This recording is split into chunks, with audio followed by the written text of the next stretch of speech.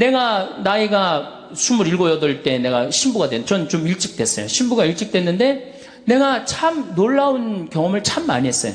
내가 이제 목욕탕을 이렇게 이제 나는 취미가 목욕이 취미인데 목욕탕 이렇게 가서 앉아 있는데 딱 앉아 있는데 할아버지 한 분이 딱 일어나더니 목탕 안에서 다 빨개 벗고 다 이렇게 앉아 있잖아요. 할아버지 한 분이 딱 탕에서 일어나더니 아유 신부님 어떻게 여기로 오셨습니까? 그러는 거예요.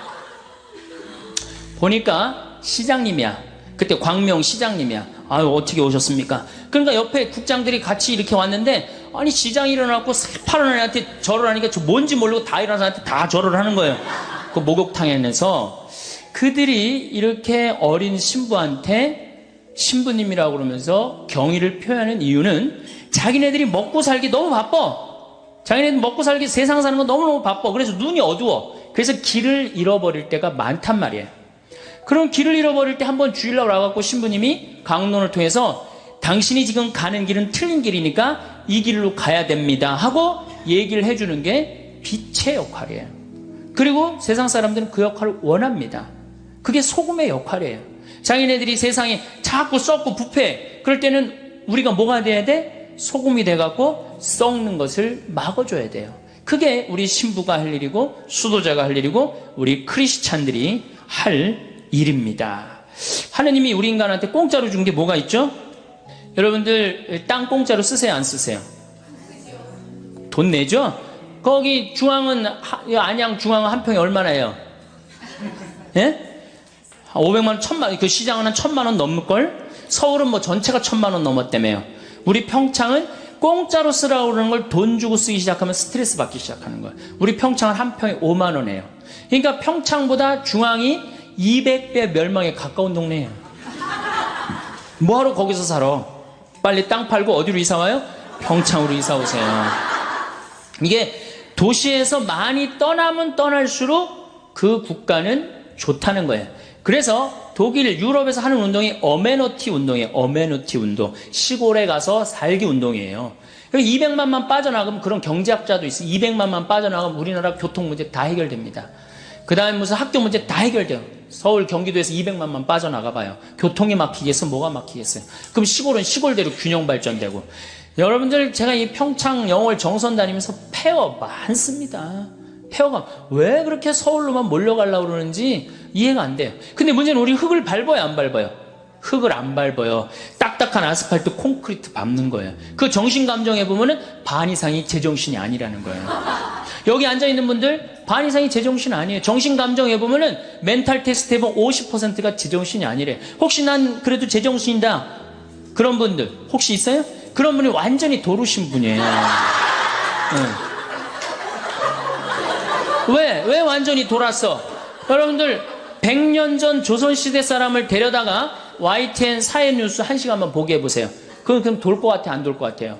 돕니다. 근데 여러분들 왜 안 돌았어? 지금 왜 안 돌아? 그런 거 보고 벌써 돌아 있는데 뭘 또 돌아? 벌써 돌아 있는데. 그래서 어디로 돌아가야 돼? 자연으로 돌아가야 되는 거예요. 그래서 자연으로 돌아가야 돼. 그래서 제가 생태마을을 꾸미는 이유도 그런 이유 중에 하나예요. 많은 사람들이 와서 우리가 이 가족 피정을 많이 옵니다. 그런데 가족 피정을 오면 너무너무 행복해. 너무너무 행복해요. 그 아이들하고 제가 깜짝 놀란 경험이 있어요. 어떤 경험이 있느냐면은 별똥별을 한 번도 본 적이 없는 거예요. 안양에 200명이 왔는데 18년 동안 이 지구에서 살면서 별똥별을 한 번도 본 적이 없는 거예요. 근데 이제 별자리 관측하는 시간인데 별똥별을 보는데 애들이 미치려고 그러는 거예요. 또 얼마나 아름다워요. 이게 뭐 엄청난 우주 공간에서 그 별똥별이 탁 선을 그리고 떨어지는 모습이 얼마나 아름다워요. 저는 너무 행운아 중에 하나인데 이렇게 이제 여름에 이렇게 문 열어놓고 이렇게 자요. 별똥별 타는 소리까지 들려요. 네. 그 정도로 아주 실감 느낀다니까. 실감을 얼마나 행복한지 몰라요. 그러니까 자연으로 돌아가서 살아야 된다는 거예요. 그런 시간을 여러분들 많이 가지시는 게 좋고 제일 좋은 건 뭐야? 보따리 싸들고 가는 거예요. 그렇지 평창으로 이사 오는 거예요. 물론 거기는 연습이 필요하지만은 21세기를 살아가는 우리들이 이제 해야 될 일은 뭐냐? 여성이 주인공이 돼야 돼요. 근데 이 여성이 정신을 못 차리고 있어요. 그냥 자식 서울대학에 들여보내는 게 지상 최대의 사명이야. 우리나라 환경운동 하는 사람들이 굉장히 애를 먹습니다. 왜 환경운동 하는 사람들이 애를 먹느냐면, 내가 프라이부르크에, 독일 프라이부르크에 시청에 우리 거기 공부하는 신부가 있어갖고 연락을 해갖고, 시청에 연락을 해갖고 환경운동 그 시스템을 다 관람을 한 적이 있어요. 일주일 동안 전부 다 관람을 했는데, 규모가 어느 만한 집이냐면은 한 40평, 한 50평밖에 안 돼요. 근데 환경운동 단체야. 근데 가보니까 후원회원이 40만 명이야. 후원회원이 40만 명이에요. 지금 환경운동연합이 뭐 7만 명인가 8만 명이라는데, 그 프라이부르크시 그 근처에 후원회원만 40만 명이야. 누가 다 후원회원 들겠어요? 다 주부들이 드는 거예요. 다 주부들이. 근데 우리나라 주부들은 후원회원 들으라고 그러면 어떻게 해? 애 학원 보내야지, 뭐 아파트 빨리 당첨해야지, 뭐 사회에 관심 있어요, 없어요? 그 뭐 자기 애는 뭐 유학 보내고 몇백만 원, 몇천만 원 하나도 안 아까운데, 그거 후원회원 얼마나 해? 5천원, 만원 하는 거, 그거 아까워갖고 못한단 말이에요. 그러니까 사회운동에 참여를 안 하는 거예요. 그러니까 우리나라 환경운동 단체들이 올라가다가 무너지고, 올라가다 무너지고, 올라가다 무너지고 그러는 거예요. 왜? 언더 베이스가 안 돼 있는 걸. 그러니까 또 내가 캐나다에 또 그 환경 세미나 한번 참석을 해봤는데, 주부들이 아침에 애들 학교 보내고 모여갖고 회의를 하는데, 동네 아줌마들이 회의를 어떻게 해요? 야, 우리 꽃길, 애가 이제 수업 끝나고 오는 길에 이 동네에 무슨 꽃이 저기 심어주면 좋고, 저기 무슨 꽃이 심어주면 좋고, 그래서 우리 애가 지나가면서 이 꽃을 보면 이렇게 행복했으면 좋겠다. 그래갖고 다 회의를 해요. 그래갖고 다 회의를 해갖고 돈이 없어. 그럼 시청이 쫓아간대요. 자, 그 길에 지금 이렇게 놓여져 있는데, 니네들이 예산을 지원해주면 우리가 꽃을 다 심겠다. 그래갖고 따져갖고 다 해갖고 꽃을 심는다는 거예요. 그러니까 이게 되는 거예요. 근데 우리는 내 새끼 하나만 공부 잘하면 돼. 내 새끼만 서울대학 가면 돼. 그런데 무슨 꽃길, 여러분들 자녀들이 여러분들 집에 오는데 무슨 꽃이 폈는지, 무슨 나무가 심어졌는지 알아요, 몰라요? 학원 코스는 알아도 거기에 뭐가 심어졌는지 모른단 말이야. 사실은 왜 교회가 환경운동을 해야 되느냐. 이제 처음에는 뭐 행복이라는 주제로 시작을 했고, 그것도 사실은 다 환경하고 연관이 돼 있어요. 환경 아닌 게 어디 있어요? 환경. 우리가 살고 있는 전체가 환경인데, 그 환경에 대한 변화에 대해서 우리가 교회가 이해하고, 그 이해도를 바탕으로 해서 이 세상을 이끌고 나가야 돼요. 그게 이제 종교예요. 종교라는 한자를 보면 마루종의 가르칠 교자야. 그러니까 여러분들 종가댁 그러죠? 최고 높은 집이라는 거야. 종교가 뭐야? 최고 높은 가르침이야. 최고 높은 가르침을 하려면은 어떻게 해야 돼? 모든 걸 이해하고 모든 걸 끌고 나갈 수 있는 능력이 돼야 되는 거예요. 그래서 교회가 이 시대의 징표를 읽는 일, 그건 굉장히 중요한 겁니다. 미국의 초창기의 광부들이 지하 갱도에 들어갈 때 카나리아라는 새를 이렇게 어깨에 얹고 내려갑니다. 지하 갱도에 내려가는 이유가 있어요. 왜냐하면은 지하 갱도에 가갖고 유황이라든가 일산화탄소라든가 아항산가스 냄새를 이게 맡고 얘네들이 픽 쓰러져요. 그럼 광부들이 이게 위험 신호다, 빨리 탈출하자. 그리고 탈출을 한 거예요. 그래서 그 사진, 이 광부들 사진을 보면은 쫙 있는데 꼭 카나리아 사진을 어깨에 딱 있는 그런 광부가 꼭 한 명씩 있어요. 그만큼 카나리아는 뭐야? 생명의 신호야. 생명의 시그널이라는 거지, 시그널. 그러니까 그렇게 예민한 새가 있어야지 어떻게? 생명이 보호되는 거야. 그 공동체가 보호되는 거야. 그럼 지구라는 이 공동체, 카나리아는 누가 해야 되느냐? 당연하죠. 우리 교회가 해야 되는 거야, 교회가 생명의 시그널이 돼야 돼요. 그래서 예수님이, 우리 예수님 너무 멋있죠. 참 기가 막히죠. 산상설교 하시죠. 마태복음 5장부터 8장까지가 산상설교예요. 그 갈릴레아 호수가 쫙 내려다 보이는 데서 정말 아름답죠. 이제 이제 해가 지고 더위가 싹 가실 때 사람들을 딱 앉혀놓고 당신이 설교를 하십니다. 거기에 처음으로 하신 설교가 뭐냐면은 진복 8단이에요. 마음이 가난한 사람 행복해라. 마음이 온유한 사람 깨끗해라. 깨끗한 사람 행복하여라. 그러면서 행복에 대한 말씀을 하세요. 그리고 저는 그 다음 말씀이 더 기가 막혀요. 너희들이 이제 일단 행복하면 그 다음에 너희들이 할 일이 있다. 세상의 빛과 소금이 되라. 그래서 마태복음 5장 13절부터 16절에 보면 예수님이 뭐라고 그러셔요? 너희는 세상의 빛이다. 너희는 세상의 소금이다. 소금이 만약 짠맛을 잃으면 어떻게 하느냐? 길거리에 벗어져 갖고 사람들 발에 밟힐 것이다. 만약에 우리 교회가 지금 짠맛을 잃어버리면은 우리는 어떻게 돼? 사람들한테 밟히게 돼 있어요. 등경을 켜서 대박에 덮어두는 사람은 아무도 없다. 등경을 켜서 어떻게? 높은 곳에서 어둠을 밝히는 것이다. 너희는 세상의 빛이다. 너희의 이런 세상과 빛과 소금의 역할을 해갖고 너희의 그런 착한 행실을 보고 하느님 아버지를 온 세상 사람들이 찬양하게 하여라. 그러니까 우리는 무슨 역할을 해야 돼? 세상의 빛과 소금의 역할을 해야 돼요. 사실은 세상 사람들도 우리가 빛과 소금의 역할을 하기를 바라는 마음에서 종교인들한테 잘합니다. 다른 사람에 대하는 것보다 종교인들한테 하는 게 훨씬 잘하잖아요. 그러니까 우리 수녀님들 어디 가면은 거의 무사 통과해요.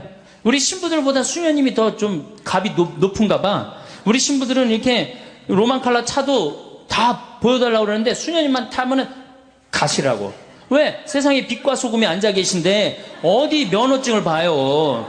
세상에 빛과 소금이 계신데. 그만큼 세상 사람들이 우리한테 정말로, 그런데 우리 교회는 그 역사를 보면 어느 순간인가 딱 안 해버립니다. 지금 지구는 고생대, 중생대, 신생대, 이 세 시기를 거치는데 지금은 신생대의 맨 마지막 시기로 봅니다. 신생대의 맨 마지막에 탄생한 존재가 누구냐? 인간이에요, 인간. 그러니까 어떻게 보면 창조의 최고 정점이 인간이에요, 인간. 그 중에 진짜 정점이 뭐예요? 여러분들 맨 마지막으로 창조하면 창조할수록 그게 완성품에 가까워요. 아담이 먼저 창조됐어요? 이브가 먼저 창조됐어요? 아담이 먼저 창조됐죠. 그 다음에 창조된 게 누구야? 그러니까 남자보다 더 완벽한 게 누구야? 이브야. 그러니까 이 지구의 마지막 주인공은 누가 돼야 돼? 이젠 바야흐로 여자의 시대로 넘어가고 있는 거예요. 내가 이렇게 강의에 이제 할 날이 얼마 남았을지 나도 잘 몰라. 언제 이제 밀려날지도 모릅니다. 지금 중고등학교 아이들, 내가 여기 지금 미국 가고 없는 우리 저 양 신부님, 옛날에 교도소 사목한 신부님, 이 중학교 복사 여자아이가 그런다는 거야. 난 커서 신부 된다. 그러니까 걔네들 머릿속에는 남녀 구분이 없는 거야, 이제. 왜 남자만 신부가 돼야 되느냐? 난 커서, 중학교애가, 난 커서 뭐가 되겠다? 신부가 되겠다. 굉장히 의미심장한 얘기 같아요. 우리 교회가 그거 잘 받아들여야 되지 않을까. 저는 그런 생각을 합니다. 이제까지 인간은 인간에게만 관심이 있었어요. 지구에도 관심이 없었고 우주에는 더 관심이 없었어요. 근데 이제는 지구에도 관심을 가져야 되고 우주에도 관심을 가져야 돼. 교회가 여러분들 우주에 관심을 가져야 돼요. 여러분들 코페르니쿠스의 전환이라는 얘기 아세요? 모르세요? 코페르니쿠스의 전환 몰라요? 유명한 얘기인데 갈릴레오 전에 지구가 둥글다고, 이 지구가 태양을 돈다고 주장한 사람이에요. 근데 이 사람이 천주교 신부였어요. 공부 조금만 한 사람이면은 그 신부까지는 몰라도 코페르니쿠스의 전환을 하라고 굉장히 많이 강의를 들어요. 근데 그 사람이 신부였어, 신부. 그러니까 그때까지 누가 주도를 했어? 신부가 주도를 했어요. 그때까지.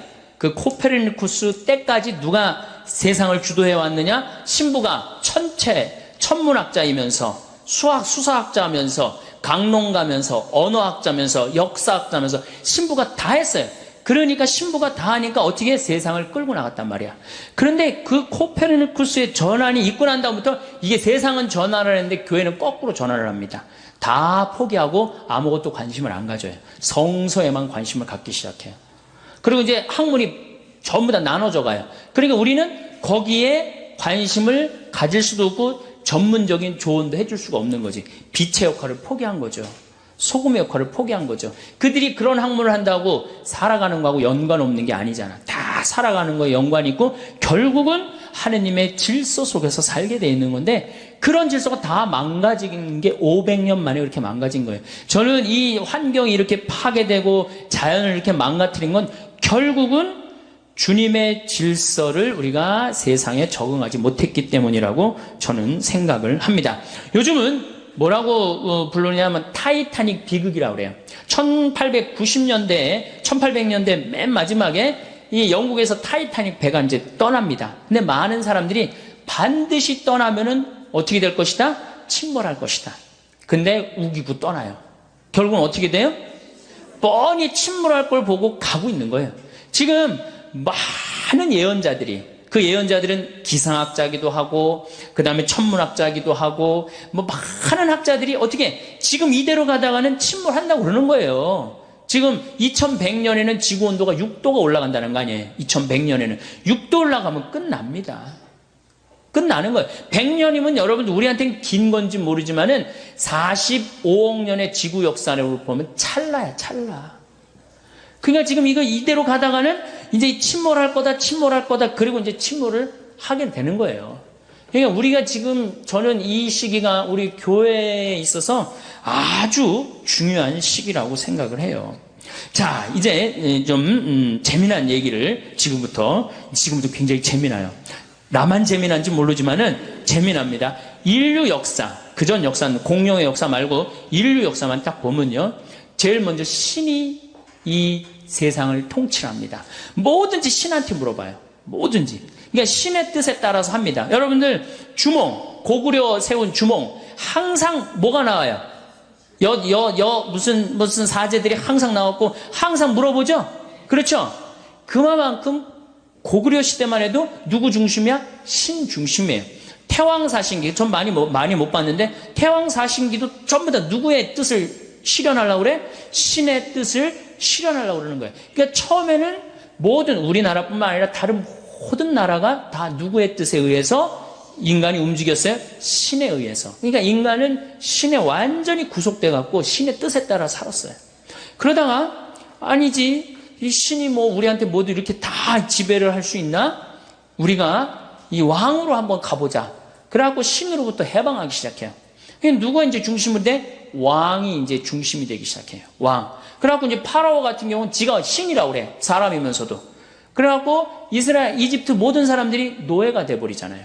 왕에 다 귀속이 돼요. 그러니까 그때는 뭐 자유인이든 노예든 거의 자유가 없었어.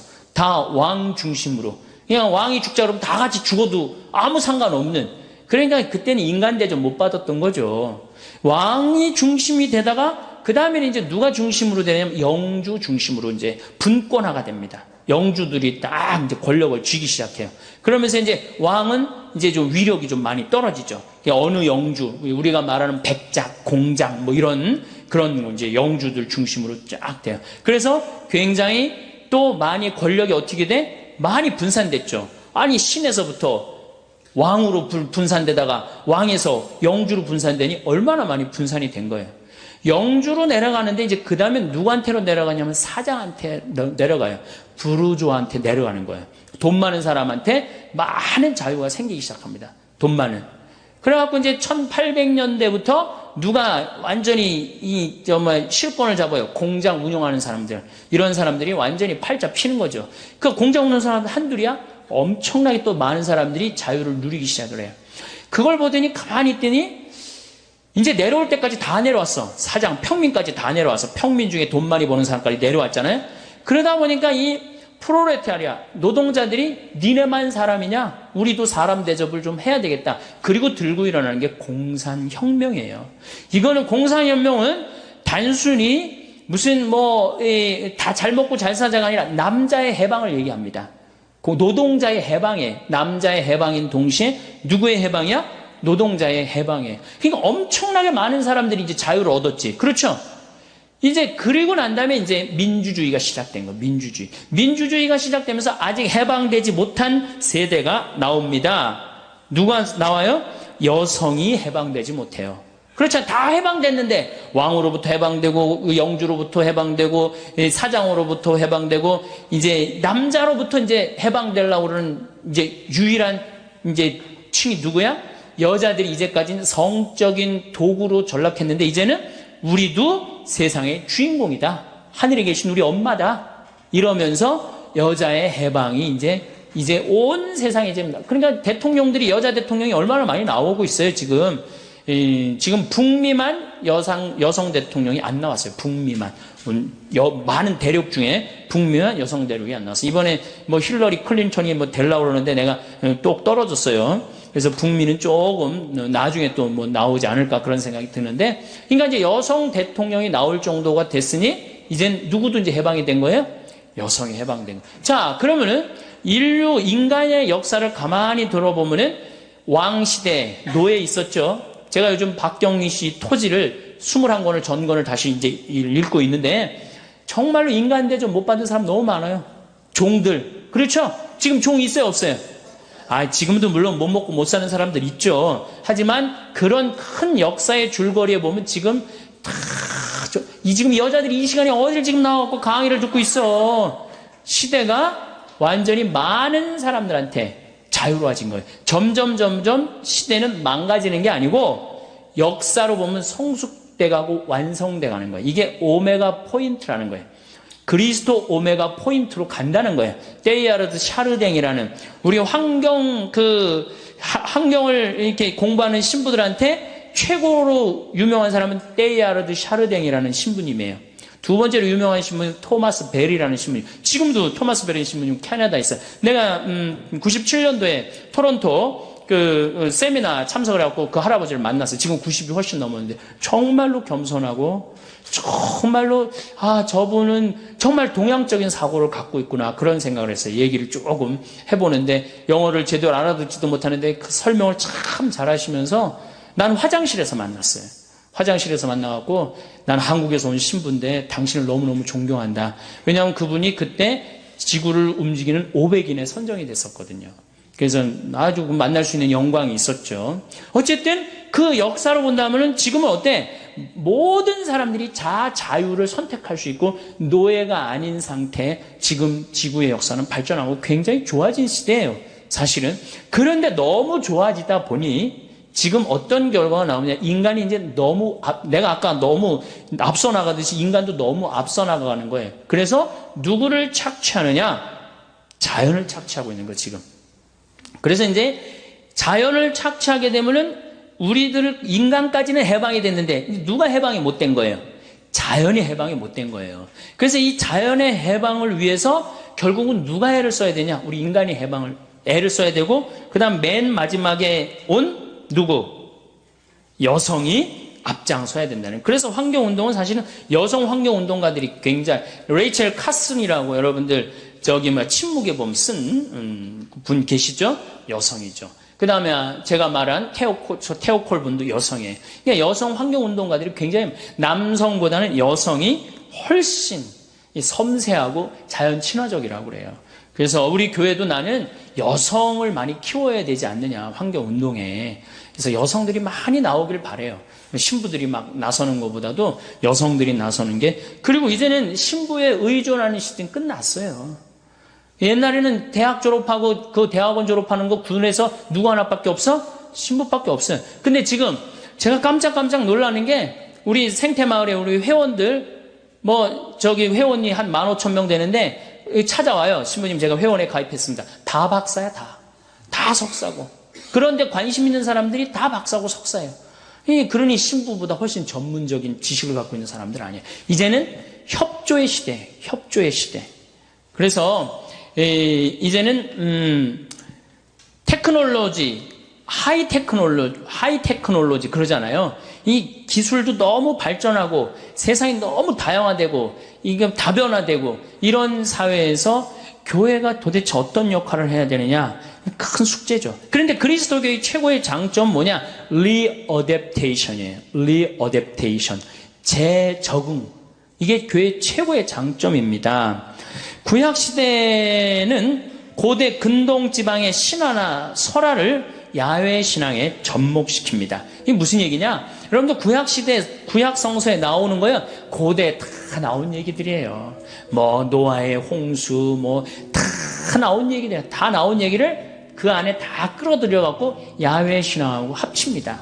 그래갖고 그걸 발전을 시키는 거죠. 이게 접목이에요, 접목. 그 리어댑테이션이요. 재적응을 하는 거죠. 그 다음에 사도 바오로는 그리스 사상을 그리스도교와 접목을 합니다. 그래서 우리가 이해하기 아주 쉽게 싹 접목을 해요. 그러니까 그것도 역시 리어댑테이션이에요. 그 다음에 우리가 잘 알고 있는 아구스티누스는 플라톤의 사상을 끌어들여서 또 리어댑테이션을 해요. 로마가 410년에 불타버립니다. 다 고투지기 다 불태워버려요. 불타고 나니까 사람들이 완전히 좌절에 빠집니다. 그랬을 때 아구스티누스가 책 한 권을 들고 나와요. 신국론이라는 책을 들고 나와요. 이제까지는 인간이 다스렸기 때문에 이런 아주 추잡하고 죄악의 소굴이 되었다. 이제는 하느님이 다스려야 되겠다. 그리고 들고 나온 책이 신국론이에요. 그 책으로 인해서 중세시대가 열립니다. 대단한 거죠. 그래서 누가 통치를 해요?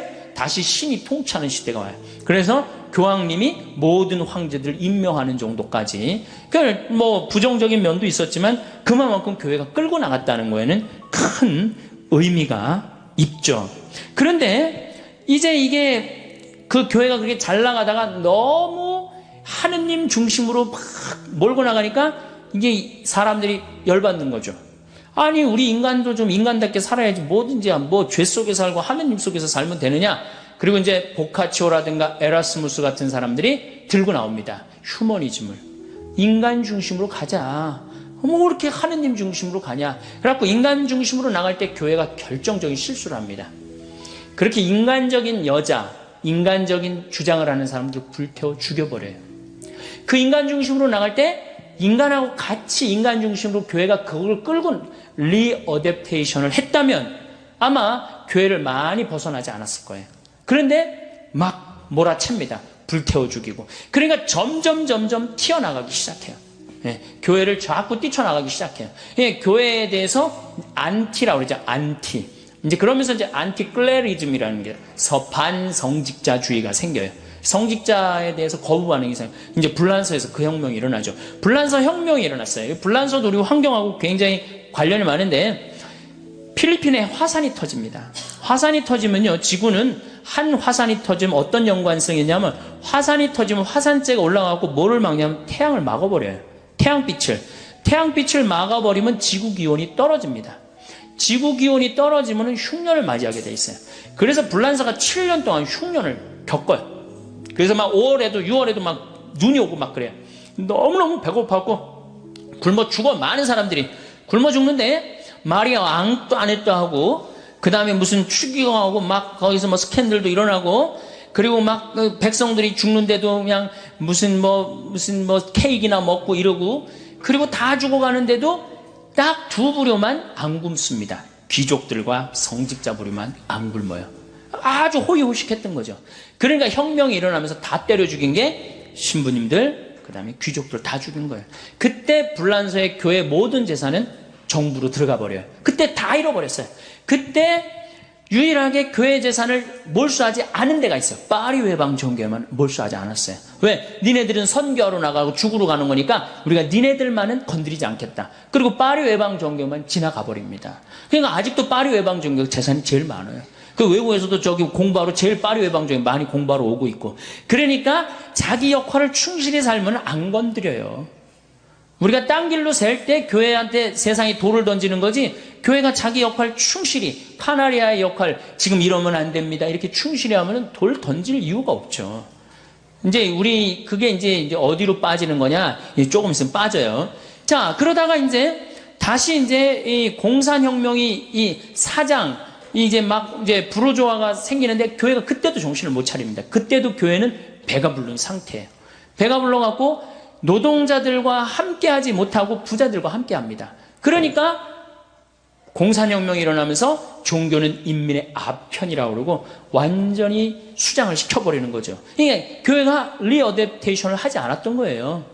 아니 이 휴머니즘을 부르짖으면 휴머니즘에 가서 문제를 해결하고 노동자들이 고통스러우면 노동자한테 가서 문제를 노동자들하고 해결해야지 그 위에서 문제를 해결하면 해결이 되는 거 아니에요. 지금은 뭐가 지금 문제예요? 환경이 문제란 말이에요. 그러니까 지금은 환경 안에 들어가서 우리가 문제를 해결해야 되는 거예요. 막연히 말로 해서는 될 일이 아니고. 그래서 이 리어댑테이션은 굉장히 중요합니다. 그 덕에 1세기 동안 우리가 세상의 반을 잃어버렸잖아요.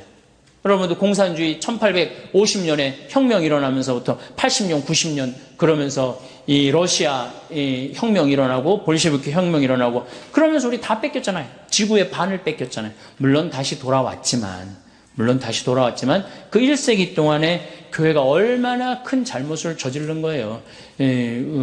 우리 주님의 2000년을 이어온 주님의 진리를 전파하지 못했다는 건 우리한테는 큰 타격이죠. 이제 그래갖고 이제 한국에 이제 천주교가 딱 등장을 해서 200년 전에 한국 천주교가 들어왔어요. 들어왔는데 처음에 어떻게 됐어? 처음에 안 죽으려고 여기저기 산속으로 다 들어갔죠? 예. 처음에는 다 학자집 자식이었단 말이야. 잘 배웠는데 이게 안 죽으려고 산속으로 들어가니 출세할 길이 있어요, 없어요? 출세할 길이 없는 거야. 그러니까 우리 신앙의 선조들은 아주 부귀영화를 다 포기하고 산속으로 다 들어가 살았어. 그러니 공부를 할 수 있나? 뭘 할 수 있나? 그러면서 우리가 일제시대까지 암흑을 맞아요. 천주교가. 암흑기를 맞이해요. 1950년대까지 천주교는 암흑기였어, 암흑기. 그리고 천주교 믿으면 다 죽는다고 그래갖고 천주교 교우들은 다 쉬쉬해갖고 지금도 자기 천주교 믿는 거 그 전통 이어받아갖고 쉬쉬하잖아. 네, 지금도. 성호도 어디 가면 안 긋고. 그게 이 슬픈 역사의 잔재야, 잔재, 여러분들. 네. 그런데 1950년세부터 방인사제가 나오기 시작해요. 방인사제가. 우리나라 순수한 이 한국 신부들이 나오기 시작해. 그러면서 이제 1960년대, 70년대 들어서면서 유신헌법에 정의구현 사제단이 앞장서서 많은 사람들을 받아들이기 시작해요. 그러니까 세상에 빛의 역할을 한 거야, 안 한 거야? 한 거죠. 그러니까 세상은 또 누구한테 몰려들기 시작해? 천주교를 믿고 천주교에 의지하기 시작해요. 빛의 역할을 하면 어떻게 돼? 다 따라오게 돼 있어요. 빛의 역할을 안 하면은 안 따라오고. 근데 70년대, 80년대 이제 50이 들어서면서 뭐 지금 김승호 신부님 돌아가셨지만은 김승호 신부님 그 박종철 사건 뭐 그다음에 6.29 선언 이렇게 낼 때까지 우리 천주교가 혁혁한 공을 세웁니다. 그러면서 종교 신뢰도 1위가 뭐야? 천주교. 그 다음에 제일 믿을 만한 직업인 1위가 신부. 추기경님 제일 존경스러운 사람 1위가 추기경님. 그거를 계속 고수를 합니다. 근데 어느 순간 다 떨어지기 시작해요. 바로 그게 교황님 오시고 난 다음에 90년대 들어서면서부터 그때부터 길을 잃어버려요. 천주교가. 왜 길을 잃어버렸냐? 갑자기 너무 교우들이 폭발적으로 늘어나 버려요. 폭발적으로 늘어나 버리니까 갑자기 이 늘어나는 이 교우들을 주체할 길이 없으니까 이때부터 천주교의 붐이 일기 시작해요.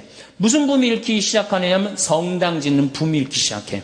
분가하는. 이게 뭐 우리 수원교가 가장 그 전국 교우 중에 제일 많이 하죠. 왜냐하면 다 우리로 몰려오니까. 참 우리 수원교 오신 분들도 다 불쌍해요. 우리 주교님도 그렇고. 왜냐면 뭐 분당 하나 생긴다. 그럼 뭐 성당 10개 줘야 되니 그거 어떻게 앉을 수도 없고, 칠 수도 없고. 그 뭐 또 동탄에 또 해갖고, 동탄에 또 하면 또 거기다 또 해야 되고, 뭐 광교 신도시 또 생기고, 광교 신도시 해야 되고, 판교해야 되면 판교해야 되고. 참 이렇게 그거를 감당을 하지 못하는 두 가지의 우리가 딜레마에 빠져 있는 거예요. 밀려오는 교우들을 수용을 해야 되겠고, 시대는 급변하고 있고, 이걸 어떻게 해야 돼? 어떻게 해야지 지혜롭게 이 문제를 우리가 해결하고 다시 정말로 세상의 빛과 소금의 역할을 해야 되느냐? 이게 이제 우리 큰 숙제인 겁니다. 빛과 소금의 역할을 어떻게 해야 되느냐? 저는 제일 천주교의 불만이 뭐냐면 띠두르고 선교하러 나가는 게 제일 불만이에요. 띠두르고 길거리에 나가고 이른 양 찾기, 새 양 찾기, 헌양 찾기 뭐 이런 양 찾기 운동 하잖아요. 물론 나름대로 의미가 있고 결코 헛된 일은 아니라고 생각해요. 그런데 문제는 이른 양을 찾고 새 양을 찾고 헌양을 다 찾아갖고 들어왔더니 맨날 성당 분가해야 된다. 그리고 이른 양, 새 양, 헌양이 막 길거리에서 찾을 때 뭐가 있는 줄 알았더니 얼마나 쌀쌀 맞아. 천주교우들 쌀쌀 맞아, 안 쌀쌀 맞아요? 쌀쌀 맞자. 개신교는 가면 막 아유 새로 오셨다고 그러고 막 그럼 올 땐 뭐 띠두르고 막 오시라고 그러고 가보니까 아무도 아는 체 있는 사람이 하나도 없어. 어느 정도로 우리 천주교 교우들이 쌀쌀 맞으냐면은 내가 안양 비산동 성당 보좌 신부할 때 형제 하나가 교리를 너무너무 열심히 받는 거예요. 근데 하루는 술을 먹고 날 찾아왔어. 신부님 세상에 이럴 수가 있느냐고. 왜 그러냐 그랬더니 아니 마누라가 자기가 성당 나오는 게 소원이라고 10년 동안을 빌었대요. 그래서 이제 성당 그래도 마누라를 위해서 큰 선심 쓰고 성당에 나왔대요. 성당에 나왔는데 기도문을 가르쳐 주는 놈도 없고, 언제 일어나는 건지 언제 앉는 거 가르쳐 주는 놈도 없고, 그리고 이제 사도신경이라는 걸 이제 하려고 이제 했는데 그거 긴 걸 어떻게 해요? 그래서 이제 같이 마누라 기도문하고 하려고 그랬더니 마누라 이렇게 감추더래요. 좀 같이 보고 하자 그러니까 부인이 하는 얘기가, 나도 처음에 그렇게 배웠으니까 당신도 그렇게 배우라는 거야. 자기도 처음에 이렇게 눈 넘어 배웠다는 거야. 대충 눈치로 때려잡아서 배웠다는 거야. 누구 하나 자기를 인도해 준 사람이 아무것도 없는 거야. 자기도 이렇게 힘들게 배웠으니까 너도 힘들게 배워라 이거야. 이렇게 힘들은데 들어와갖고 이른 양, 헌양, 쎄양 찾으면 뭐하냔 말이야. 막상 들어와 보면 황량한데. 그러니까 교우들의 25%만 주일미사를 참여를 하고 75%가 성당에 안 오는 거예요. 내적 쇄신이 더 중요한 겁니다.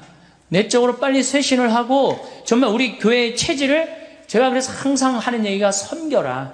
이 섬김의 문화가 무너졌기 때문에 교회의 본래 모습이 없어진 거예요. 예수님이, 나는 어제 복음에도 그랬잖아. 난 섬김을 받으러 온 것이나, 제자들이 길거리에서 막 싸우고 뭐 네가 높은 자리에 올라갈 거냐, 내가 높은 자리에 올라갈 거냐. 그러니까 예수님 얼마나 속 터지겠어요.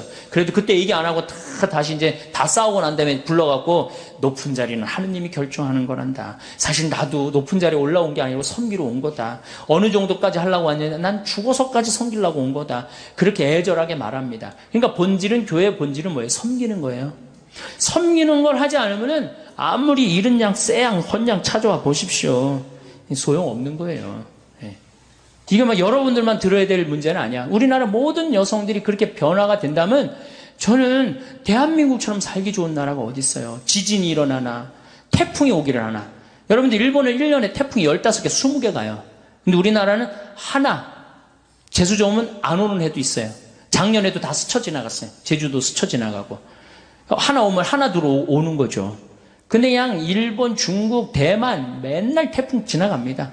그 태풍이 오나 지진이 있나 얼마나 살기 좋아요. 국민들 똑똑하고 물건 잘 만들고 수출 잘하고. 그런데 여성들이 이런, 내가 이 사회의 변화의 주체 세력이다, 주부들이 내 변화의 주체 세력이다, 이런 생각을 하고 이걸 끌고 나가야 되는데 여성들이 그런 생각을 못하는 거야. 아직도 남성 위주의 사고방식을 갖고 있는 거예요. 아직도. 그러니까 이걸 빨리 탈피하십시오.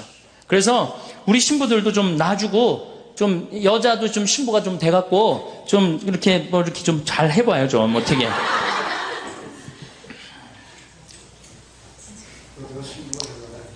예? 시집 올 때 신부, 그런 신부 말고. 예, 네, 예. 자, 환경 문제 조금 더 얘기를 하도록 하겠습니다. 그 다음에 물을 돈 주고 사서 쓴다. 이거 심각한 겁니다. 우리 물 돈 주고 사서 써야 안 써요? 하느님이 공짜로 내려주시는 빈님을 돈을 주고 팔아먹고 돈을 주고 사먹는단 말이야. 이거 여러분들 위기라는 생각이 안 들어요? 굉장한 위기예요. 이제는 수돗물도 이제 아리수 그것도 넣어서 이제 판대잖아요. 아리수도. 근데 사실은 실질적으로 제일 깨끗한 물이 뭐예요? 수돗물, 정수기물, 약수물에 제일 깨끗한 건 수돗물이에요. 왜냐하면은 수돗물에는 0.05 ppm의 Cl, 염소가 들어가 있어요. 그렇기 때문에 이 대장균 이런 거 없어요. 물론 가끔 수돗물에 막 대장균도 들어가고 그 다음에 바이러스도 있다고 그러는데 그런 거 극히 드문 예고, 제일 위험한 건 지하수예요. 지하수 우리가 소독하거나 이러지 않으면 이질 걸리는 이유가 다 지하수 때문에 그러는 거거든요. 근데 깨끗한 수돗물은 안 먹고 어떻게 약수물이라고 막 그런 거 해갖고 이질 걸리고 그런 거 그냥 벌컥벌컥 먹는단 말이야. 너무너무 안타까운 거야. 여러분들 대장균이, 여러분들 화장실에 가갖고 큰일 한번 보면 대장균이 몇 마리가 나오냐면 4조 6천만 마리가 나와요. 화장실에 가서 큰일 보고 손 안 씻고 나오면은 사람이 나오는 게 아니라 누가 나오는 거? 대장균이 나오는 거, 대장균이. 그러니까 꼭 손을 씻어야 돼요. 근데 대장균이 수돗물이 제일 안 나옵니다. 실질적으로. 그 다음에 정수기 필터링 제도 안 하고 필터 교환해주지 않으면요, 대장균 증식 금방 해버려요. 제일 깨끗한 건 수돗물이야. 근데 우리는 안 믿어. 국민의 1%인가 2%만 수돗물 먹고 나머지는 다 딴물 먹는다는 거예요. 왜? 딴물 다 먹어요. 제정신이 아니니까 제일 깨끗한 물 안 먹는 거예요. 자, 땅 돈 주고 써, 물 돈 주고 써. 그 다음에 공기 돈 주고 마신다. 이러면 이제 끝나는 거죠. 그런데 이미 설악산 공기, 제주도 공기 다 팝니다. 저녁에 애들이 정신 맑아지는 공기하고 1,000원짜리 사갖고 마셔요, 안 마셔요? 마시죠? 파는 거 아시죠? 내가 청담동 성당에 한번 환경 강의 전부 다 가갖고 이제 공기 사 먹는 한 3년 전인가 공기 사 먹는 시대가 올 겁니다. 그랬더니 청담동에서 그러더라고. 벌써 사 먹고 있다는 거예요. 그 공기를 사 먹는다. 이거 제가 이제까지 막 어렵게 얘기한 얘기 다 까먹고 이거 벌써 4개 공짜로 사 먹으라는 거 3개 돈 주고 사 먹으면 어떻게 되는 거예요? 끝난 거예요. 이제 갈 때까지 간 거예요. 4번째, 햇빛을 돈 주고 쓴다. 그러면은 끝나는 거예요. 근데 우리 햇빛 마음대로 쬐 수 있어요, 없어요? 여러분들, 그 공원에 내가 그 분당 율동공원에 내 분당에서 본당 신부할 때 그 경기도 광주에서 본당 신부할 때 율동공원에 나가면은 깜짝 놀랍니다. 외계인이 막 돌아다니는 것 같아요. 여기는 챙 이렇게 쓰고요. 여기는 저 공기 들어가지 말라고 여기 또 이렇게 나온 거 하고 그게 외계인이지 그게 사람이에요? 그러니까 이 지구가 벌써 이게 우주에 있는 어떤 별로 변해가고 있는 거예요. 난 그 패션을 보고 너무너무 슬퍼요. 너무너무 슬퍼요. 이게 오존층 파괴라는 게요. 우리가 25km 성층권에 있는 O3라는 이 막이 이게 지구의 보호막이에요. 이게 42억 년 동안 형성됩니다. 근데 이걸 단 100년 만에 다 깨버려요. 뭘로? 스프레이로. 100년 만에 다 깨버리는 거예요. 에어컨 냉매제로, 냉장고 냉매제로 이걸 다 깨버리는 거예요. 그러니까 그 구멍이 남극의 공기층이 넓습니다. 그러니까 남극이면 호주하고 뉴질랜드에 그 구멍이 뚫려버린 거예요. 거기에 피부암 환자들 많고 거기에 양들이 눈 멀어갖고 죽어갖고 그 양들 껍데기는 전부 다 벗겨갖고 양모로 쓰고 살은 전부 다 어디다 보냈어? 영국으로 수출했어. 그래갖고 그거 막 갈아갖고 막 소한테 먹였어. 풀 먹는 소한테 이 고기를 먹이니 그게 그 소가 제정신이겠어요? 안 제정신이? 그게 미친 거. 그게 광우병이에요. 소는 뭘 먹어야 돼? 풀을 먹어야 되는데 빨리 살찌려고. 이게 모든 근원은 다 누구한테 생긴 거야? 우리 인간한테 생긴 거예요. 그 인간의 병을 치료해주는 공동체가 누구야? 교회야, 교회. 교회가 치료해줘야 되지 않아요? 그 썩은 거를 다 소금을 뿌려갖고 썩지 않게 해줘야 되는 공동체가 누구예요? 교회예요. 우리야, 우리. 남이 아니고. 근데 우리가 이게 역사적으로 건물 짓다 망한 데 많이 있습니다. 우리 가톨릭이 뭐 짓다 망했어요? 베드로 성전 짓다 망합니다. 베드로 성전 짓다 누가 뛰쳐나가요? 루터가 뛰쳐나가잖아요. 그래갖고 지금 개신교 5억 아니야? 5억 6천인가 그래. 세계 전체 개신교가 뛰쳐나가고 5억을 잃어버린 거야. 우리가 가톨릭이 11억인가 그런데 반쪽이 날아간 거 아니에요. 베드로 성전 짓다가. 그러니까 제가 건물 짓는 것에 대해서 굉장히 알레르기 반응이 있는 이유가 그거예요. 역사적으로 보면 건물 짓다 망하게 돼 있는 거거든요. 고려불교가 왜 망했어? 고려가 왜 망했어요? 절 짓다 망한 거예요. 절 짓다. 왜냐하면 절을 지면 세금을 안 내도 됐거든요. 그때 그냥 막 너도 나도 절 진 거예요. 그러니까 나라 경제가 흔들려갖고 무너진 거예요. 인도가 타지말 마누라 무덤 짓다가 그렇게 된 거 아니에요. 그 꼴 난 거 아니에요. 그러니까 건물을 크게 짓는 건 자랑스러운 일이 아니에요. 건물을 크게 짓는 건. 이게 건물을 크게 짓다 보면은 정신이 황폐해집니다. 정말 우리가 필요한 건 뭐야? 정신적인 성전이 필요한 거야. 46년 만에 지은 성전을 예수님께서 과감하게 허물라고 그러잖아요. 그리고 며칠 만에 짓겠다고 그래요? 3일 만에 짓겠다. 그게 살아있는 사람이라는 거예요. 사람이 정신이 살아있으면 그게 곧 성전이고 그게 곧 세상의 빛이고 그게 곧 세상의 소금인 거예요. 이제 우리가 빛의 소금의 역할은 환경을 보존함으로써 자연 질서를 보존함으로써 생명 질서를 보존함으로써 그건 이루어지는 겁니다. 우리 사회복음학교 학생들 이 학교 졸업하고 단순히 학교 졸업했다 이걸로 끝내실 거리 아니라 여러분들이 이 학교를 졸업하고 이제 나가갖고 주위 사람들한테 이 말을 얘기를 해줘야 돼요. 그게 바로 세상에 빛이 되는 일이고 소금이 되는 역할이에요. 우리 천주교는 지금 주교회 환경위원회 있어요. 그래갖고 아주 열심히 지금 해요. 우리 원주교구 이동훈 신부가. 또 우리 농촌 살리기 운동본부가 우리 농촌 살리고 있잖아요 지금. 정말로 그때 94년도에 우루과이인드 나온다 그럴 때 정말로 뜻있게 했단 말이야. 그러고 난 다음에 대구에는 정홍교 신부가 또 열심히 푸른 평화라는 거 하고, 그 다음에 그냥 정의로운 일이라면 물불 안 가리고 전라도에는 문기원 신부님이 또 열심히 하고, 우리 천주교에도 나름대로 열심히 하는 사람들이 있어요. 그럼 여러분들이, 그럼 우리는 뭘 해야 되냐? 그런 분들을 후원하는 거예요. 후원하고 함께하고 동참하고, 그럴 때 우리가 세상에 빛과 소금의 역할을 하고 결국은 진리가 선포되는 곳에 사람들은 모이게 돼 있습니다. 그러면 선교는 자연히 저는 잘 이루어지리라고 믿습니다. 성공한 사람들을 보면 크게 두 부류로 나뉘는 걸 알 수 있습니다.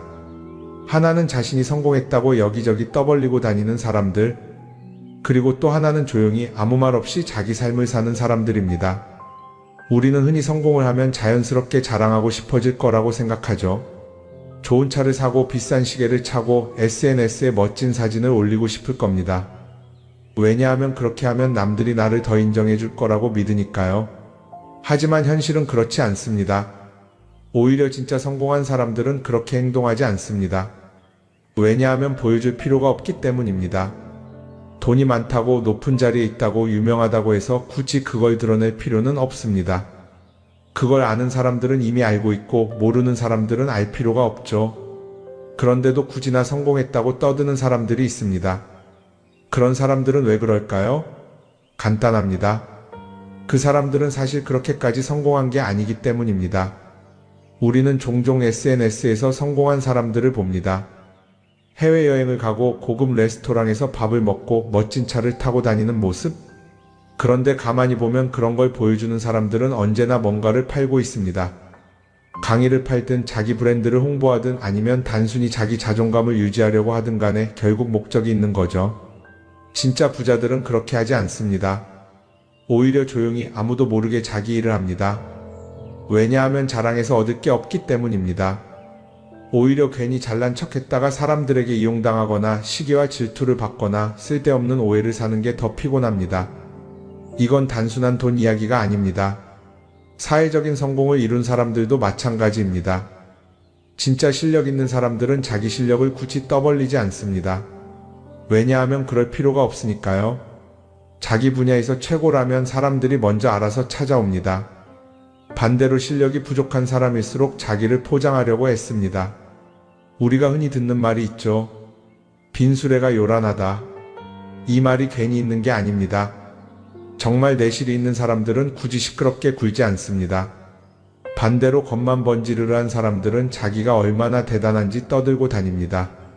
이걸 좀 더 현실적인 예로 들어볼까요? 동창회에 나가면 꼭 이런 사람이 있습니다. 옛날에는 별거 아니었는데 갑자기 잘 됐다고 나타나서 자기가 얼마나 성공했는지 자랑하는 사람. 처음에는 다들 와 대단하다 하고 들어주지만 시간이 지나면 어떨까요? 대부분 속으로 이렇게 생각할 겁니다. 저 사람 뭐 저렇게까지 티를 내? 결국 그런 사람은 점점 멀어지게 됩니다. 반면에 정말 성공한 사람들은 조용합니다. 굳이 자기가 어떻게 살고 있는지 설명하지 않죠. 그런 사람들은 오히려 주변에서 먼저 알아보고 자연스럽게 존경을 받습니다. 그게 진짜 성공입니다. 그럼 우리는 어떻게 해야 할까요? 내가 뭔가를 이루었을 때 굳이 남들에게 알릴 필요가 있을까요? 물론 가까운 사람들에게 좋은 소식을 전하는 건 좋습니다. 하지만 굳이 모든 사람들에게 나 이렇게 잘 살고 있어요 하고 알릴 필요는 없습니다. 그런 행동은 결국 나에게 득이 되지 않습니다. 성공이라는 건 원래 조용한 겁니다. 내가 잘 되고 있으면 주변 사람들이 자연스럽게 알게 됩니다. 굳이 내가 말하지 않아도 내 행동과 태도에서 묻어나오게 되어 있습니다. 그러니 굳이 보여주려고 애쓰지 마세요. 오히려 그게 더 진짜 성공한 사람의 태도입니다. 사람은 사회적 동물이라고 하잖아요. 혼자 살아갈 수 없고 결국 사람과의 관계 속에서 기쁨도 얻고 때로는 상처도 받습니다. 그런데 한 가지 생각해 볼 게 있어요. 우리가 정말 인간관계가 필요해서 맺고 있는 걸까요? 아니면 그냥 그래야 한다고 배워서 어쩔 수 없이 유지하고 있는 걸까요? 어릴 땐 친구 많으면 좋다고 하죠. 사회생활에서도 인맥이 중요하다는 말을 많이 합니다. 그런데 정작 주변을 보면요. 인간관계가 넓은 사람일수록 스트레스를 더 많이 받아요. 전화벨이 울릴 때마다 이번엔 또 무슨 부탁일까 싶고 단체 채팅방에서 메시지가 올 때마다 이걸 또 어떻게 대답해야 하나 고민하죠. 관계가 많아질수록 책임과 피로도 함께 늘어나는 겁니다. 어떤 사람들은 인간관계를 줄이면 외롭지 않겠냐고 해요. 그런데 가만히 생각해보면 진짜 외로움을 느끼는 순간이 언제인지 아세요? 오히려 불필요한 인간관계 속에 있을 때입니다.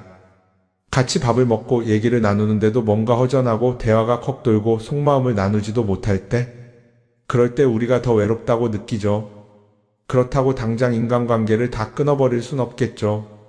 하지만 적어도 내가 정말 소중하게 여겨야 할 관계와 그냥 관성적으로 유지하는 관계는 구분할 필요가 있습니다. 예를 들어 매번 나한테 부탁만 하고 정작 내가 어려울 땐 연락 한 번 없는 사람. 내가 실수하면 뒷담화를 하면서 내 앞에서는 웃는 사람. 이런 관계를 굳이 계속 이어갈 이유가 있을까요? 가끔은 이런 경험도 있을 거예요. 우연히 어떤 사람과 친해졌는데 만난 지 얼마 되지도 않았는데 너무 많은 걸 털어놓는 사람들 있죠. 자기 속사정부터 가족 문제, 직장 고민까지 쏟아내는 사람들. 이런 경우 두 가지의 가능성이 큽니다. 하나는 그냥 감정적으로 의존할 사람이 필요해서일 수도 있고 또 하나는 내가 믿을 만한 사람인지 떠보는 걸 수도 있어요. 어떤 경우든 이런 관계는 오래가기 어렵습니다. 사실 친밀함이라는 건 시간이 필요한 법이에요. 적당한 거리를 두고 천천히 서로를 알아가야 하는데 초반부터 급격하게 가까워진 관계는 쉽게 무너지는 경우가 많습니다. 처음엔 친하다고 생각했는데 어느 순간 사소한 일로 틀어지고 결국 남보다 못한 사이가 되는 거죠. 그러면 인간관계를 어떻게 해야 할까요? 답은 간단합니다. 억지로 맺지 말고 굳이 유지하려고도 하지 않는 거예요. 내가 편한 관계라면 자연스럽게 이어질 것이고 그렇지 않다면 서서히 멀어질 겁니다. 그리고 그걸 억지로 붙잡지 않아도 괜찮습니다. 관계를 유지하는데 에너지를 쓰기보다는 정말 소중한 관계에 집중하는 게 더 낫지 않을까요? 어떤 사람은 내가 인간관계를 줄이면 나중에 나 혼자 남는 거 아니냐 걱정하기도 해요. 그런데 생각해보면요. 진짜 나를 위하는 사람은 많지 않아요. 인간관계를 줄인다고 해서 완전히 혼자가 되는 게 아닙니다. 오히려 불필요한 관계를 정리하고 나면 남아있는 관계들이 더 단단해지고 가치 있게 느껴질 겁니다. 예전엔 인맥이 자산이라는 말을 많이 했어요. 그런데 요즘은 꼭 그렇지도 않죠. 오히려 불필요한 인간관계가 많으면 그게 짐이 될 수도 있어요. 적당한 거리, 적당한 선. 이걸 잘 지키는 게 결국엔 가장 편한 인간관계를 유지하는 방법 아닐까요? 한번 곰곰이 생각해 보세요. 지금 내 주변에 있는 사람들 중에서 내가 정말 편하게 만날 수 있는 사람이 몇 명이나 되는지, 내가 억지로 맞춰주고 있는 관계는 없는지. 관계를 줄이면요, 외로워지는 게 아니라 오히려 더 자유로워집니다. 그리고 자유로워진 만큼 내 인생에서 정말 중요한 것에 집중할 수 있게 됩니다. 인간관계 너무 많은 걸 신경 쓰다 보면 정작 중요한 걸 놓칠 수 있어요. 그러니까 이제는 한 번쯤 정리해보는 것도 나쁘지 않을 겁니다. 사람들이 돈을 많이 벌고 싶어 하는 이유가 뭘까요? 단순히 돈이 많으면 좋으니까? 물론 그것도 있겠지만 사실 돈을 원하는 진짜 이유는 더 나은 삶을 살기 위해서겠죠. 그런데 문제는 돈을 많이 번다고 해서 반드시 삶이 나아지는 건 아니라는 겁니다. 오히려 더 많이 벌수록 더 많이 쓰게 되는 경우가 많아요. 가끔 이런 생각해 본 적 없으세요? 예전에는 돈이 지금보다 훨씬 적었는데 이상하게 그때가 더 여유로웠던 것 같다. 왜 그럴까요? 사실 우리가 원하는 건 돈 그 자체가 아니라 돈을 통해 얻을 수 있는 자유인데 돈을 벌면 벌수록 그 자유를 잃어버리는 경우가 많아요. 더 좋은 차, 더 좋은 집, 더 좋은 옷을 사면서 점점 더 많은 돈이 필요해지고 결국엔 돈을 벌기 위해 또다시 일해야 하는 악순환에 빠지게 되는 거죠. 한번 생각해 봅시다. 우리가 정말 필요해서 뭔가를 사는 경우가 얼마나 될까요? 필요해서라기보다는 남들이 가지고 있으니까, 없어 보이기 싫으니까, 혹은 그냥 기분 전환을 위해서 소비하는 경우가 훨씬 많아요. 그리고 그런 소비를 할 때마다 스스로 이렇게 합리화를 하죠. 이 정도는 나를 위한 투자야. 그런데 가만히 보면 그 소비가 진짜 나를 위한 소비인지 아니면 그냥 사회가 만든 기준에 끌려가고 있는 건지 헷갈릴 때가 많습니다. 예를 들어 예전에는 스마트폰 하나면 충분했는데 이제는 스마트워치도 있어야 하고 무선 이어폰도 필요하고 태블릿도 있어야 할 것 같고 하나를 사면 또 다른 무언가가 필요해지는 시기예요. 사실 이건 우리가 그렇게 만들어진 겁니다. 광고도 그렇고 SNS도 그렇고 자꾸 우리에게 이렇게 말하죠. 이걸 사야 더 행복해질 수 있어요. 그런데 정작 그걸 사고 나면 어때요? 처음 며칠은 좋죠. 그런데 시간이 지나면 또 다른 걸 사고 싶어져요. 왜냐하면 물건이 우리를 오래 행복하게 만들어주지는 않거든요. 특히 요즘은 SNS가 이런 소비 심리를 더 부추기는 것 같아요. 예전에는 친구들끼리 만나서 나 새로 샀어 하고 자랑하는 게 전부였는데 이제는 SNS에 올리면서 전 세계 사람들에게 보여주잖아요. 그러다 보니까 남들도 다 뭔가를 사서 올리고 나도 따라해야 할 것 같은 기분이 드는 거예요. 그런데 중요한 건 그 사람들도 사실은 나와 똑같은 기분이라는 겁니다. 내가 남을 부러워하는 만큼 나도 누군가에게 부러움을 사려고 애쓰고 있는 거죠. 결국 끝없는 비교와 소비 속에서 진짜 중요한 걸 놓치게 되는 겁니다. 한번 이렇게 생각해보면 어떨까요? 만약 내가 지금부터 딱 1년 동안 불필요한 소비를 하지 않는다면 내 삶이 어떻게 변할까? 아마 처음에는 답답할 수도 있어요. 사고 싶었던 걸 참아야 하니까. 그런데 그걸 몇 번 참고 나면 어느 순간 깨닫게 될 겁니다. 내가 굳이 이걸 안 사도 괜찮네? 그렇게 불필요한 소비가 줄어들면 자연스럽게 돈이 쌓이겠죠. 그런데 돈이 쌓이는 것보다 더 중요한 게 있어요. 바로 마음의 여유가 생긴다는 겁니다. 돈을 쓰지 않는다고 해서 불행해지는 게 아니라 오히려 소비로부터 자유로워지면서 진짜 행복을 찾을 수 있어요. 물론 이걸 실천하는 게 쉽지는 않겠죠. 우리 주변에는 소비를 부추기는 것들이 너무 많으니까요. 하지만 적어도 이런 건 해볼 수 있습니다. 뭔가를 사고 싶을 때 한 번만 스스로에게 물어보는 거예요. 이게 정말 나한테 필요한 걸까? 아니면 그냥 순간적인 욕심일까? 만약 그 질문을 던졌을 때 5초 안에 당연히 필요하지 라는 답이 나오지 않는다면 사실 그건 없어도 되는 물건일 가능성이 큽니다. 정말 필요한 건 고민할 필요도 없이 바로 떠오르거든요. 그러니까 이제는 한 번쯤 생각해 봐야 할 것 같아요. 나는 지금 내가 원하는 삶을 살고 있는 걸까? 아니면 남들이 만든 기준에 맞추기 위해 내 시간을 팔고 있는 걸까? 소비를 줄인다는 건 단순히 돈을 아끼는 게 아닙니다. 그건 결국 내 삶의 선택권을 되찾는 일이거든요. 돈을 많이 버는 것도 중요하지만 더 중요한 건 그 돈을 어떻게 쓰느냐입니다. 그리고 때로는 아무것도 사지 않는 게 최고의 선택일 수도 있어요. 우리는 요즘 SNS 없이 사는 게 거의 불가능한 시대에 살고 있죠. 아침에 눈 뜨자마자 휴대폰을 확인하고 출근길에도 SNS를 보고 잠들기 전까지도 계속 들여다봅니다. 그러면서 남들이 어떻게 사는지 보고 나도 모르게 비교하게 되고 때로는 초조해지기도 하죠. SNS에 올라오는 사진들 한번 보세요. 맛집에서 멋진 음식을 먹고 해외여행을 다니고 좋은 옷을 입고 성공한 삶을 사는 사람들. 그런데 가만히 보면 이 사람들이 정말 행복해서 저런 사진을 올리는 걸까요? 아니면 그냥 행복해 보이고 싶은 걸까요? 실제로 SNS에 가장 많이 올라오는 사진이 뭔지 아세요? 남들이 부러워할 만한 순간들입니다. 집에서 편하게 쉬고 있는 모습이나 출근길에 지친 얼굴, 어제 먹다 남은 배달 음식 사진 같은 건 잘 안 올리죠. 대신 멋진 레스토랑, 명품 가방, 고급 호텔 같은 것들이 올라옵니다. 왜 그럴까요? 결국 SNS는 보여주기 위한 공간이기 때문입니다. 여기서 중요한 게 있어요. 우리가 SNS에서 보는 건 그 사람의 삶 전체가 아니라 편집된 일부 장면이라는 겁니다. SNS는 마치 한 편의 다큐멘터리나 영화처럼 잘 꾸며진 장면들만 보여줍니다. 그런데도 우리는 그걸 보면서 아, 저 사람은 나보다 더 행복하구나 하고 착각하죠. 예를 들어 SNS에서 한 친구가 해외여행을 가서 아름다운 풍경을 찍어 올렸다고 해볼게요. 우리는 그걸 보면서 부럽다, 나도 저렇게 살고 싶다라고 생각하겠죠. 그런데 정작 그 친구는 사진을 찍고 나서도 일 때문에 스트레스를 받고 있을 수도 있고 여행 비용을 감당하느라 카드가 걱정을 하고 있을 수도 있습니다. 그 부분은 우리는 알 수가 없죠. 그런데 문제는 이렇게 남들과 비교하는 습관이 쌓이면 결국 내 삶이 초라하게 느껴진다는 겁니다. 원래는 그냥 조용히 살아도 괜찮았는데 SNS를 보고 나면 나만 뒤처지는 것 같고 뭔가를 더 해야 할 것 같고 괜히 불안해지죠.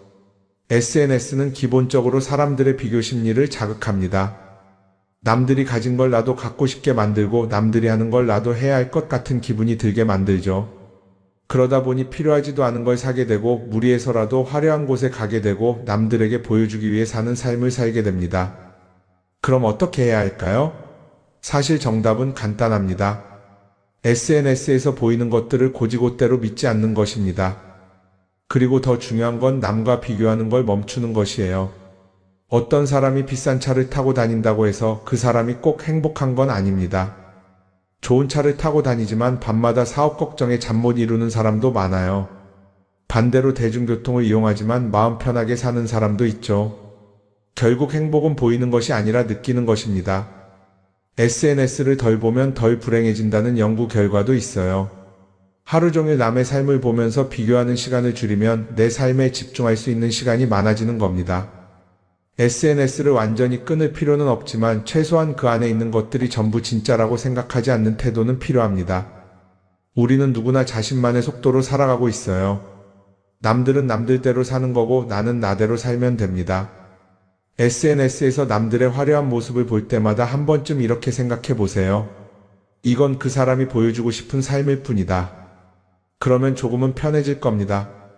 사람들은 다들 자기 인생을 살아간다고 생각하죠. 그런데 가만 보면 정말 자기 인생을 사는 사람이 얼마나 될까요? 많은 사람들이 사실은 남이 만들어 놓은 기준에 맞춰서 살고 있어요.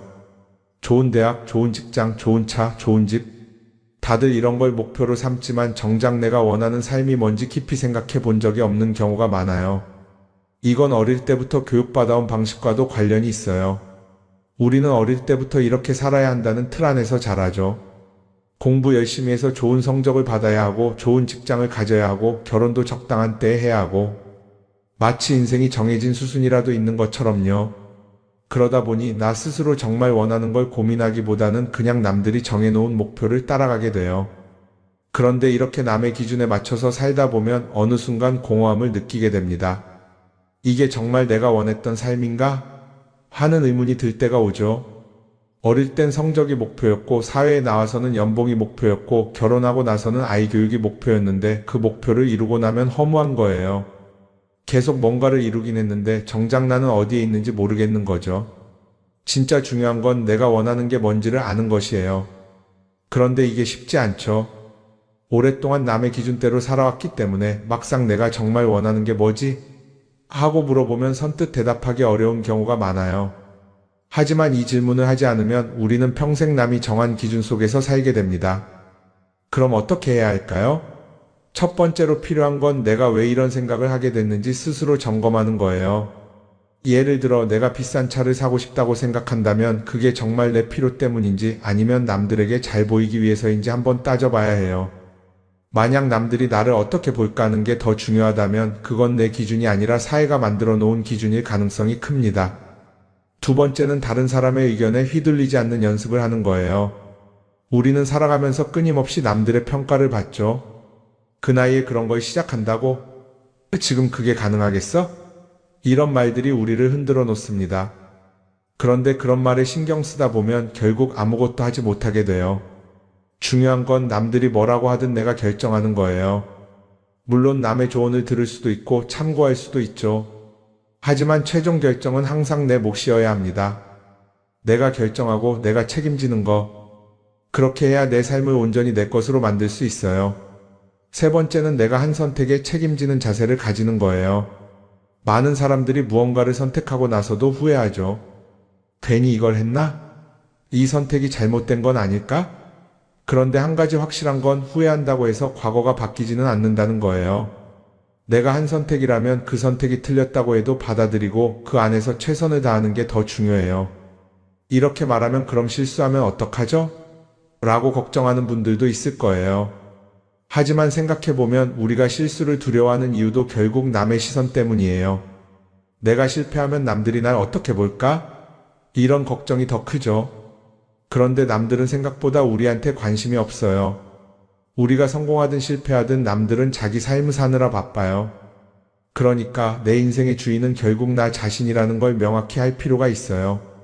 내 선택을 하고 그 선택에 책임지면서 남이 아니라 나에게 맞는 길을 찾는 것. 그게 진짜로 내 삶을 살아가는 방법이 아닐까요? 어쩌면 우리는 너무 오랫동안 이렇게 살아야 한다는 틀 속에 갇혀 있었는지도 모릅니다. 하지만 이제는 한 번쯤 생각해 봐야 합니다. 나는 진짜 내 삶을 살고 있는가? 그리고 만약 아니라면 지금부터라도 조금씩 바꿔보면 어떨까요? 말년에 불행하지 않으려면 어떤 말을 조심해야 할까요? 그래서 오늘은 나이가 들수록 조심해야 하는 말에 대해서 말씀드리려고 합니다.